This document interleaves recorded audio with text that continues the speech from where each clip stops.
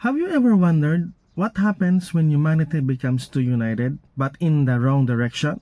Not divided, not broken, but perfectly aligned in a purpose that leaves God out? That is the story of the Tower of Babel. Genesis chapter 11 tells us the whole world had one language and one speech. Imagine that. No misunderstandings, no translation barriers, perfect communication. In our world today, that sounds like progress. Like the dream of global health systems sharing data, financial markets speaking one code, or technology platforms syncing seamlessly. But in the ancient world, this was not convenience. It was power. The people migrated east, settled in Shinar, and said, "Come, let us build ourselves a city and a tower that reaches the heavens, so that we may make a name for ourselves." The tower was ziggurat, a massive temple structure. Think of it as a blockchain of this time, a system designed to connect heaven and earth to control access to the divine.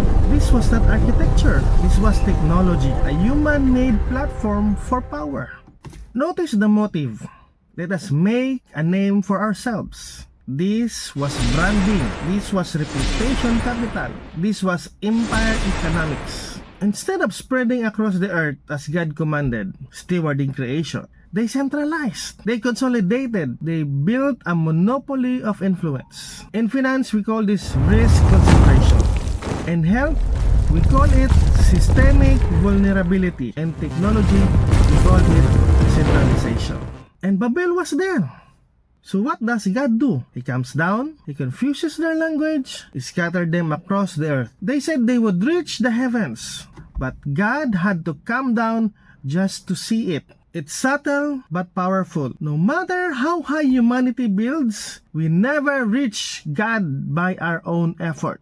At first glance, scattering looks like punishment, but look closer. It was protection. God Himself says, if they are united, nothing they plan will be impossible. Imagine that.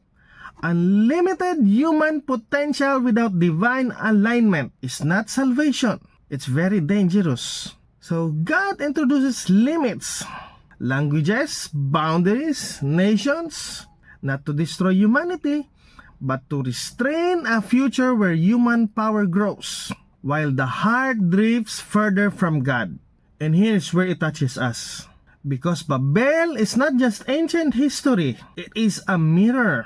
Today, we are building towers again, not by bricks or mortars, but with technology platforms, financial systems, and global health networks. We are more connected than ever. One global language is forming through media, code, and communication. The question is no longer, can we build? But the question is, why we are building. The problem at Babel was not the tower. It was the heart behind it.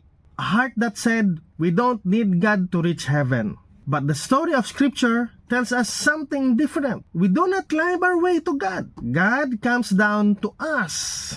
And when He does, He doesn't scatter to divide. He gathers to restore. So the question remains, what are you building? A system of pride or a platform of purpose? A monument to yourself or a legacy aligned with God? Follow for more. Don't just watch. Be a part of the story. Hit like and subscribe. Share it with someone who needs it today. And let's build something bigger together.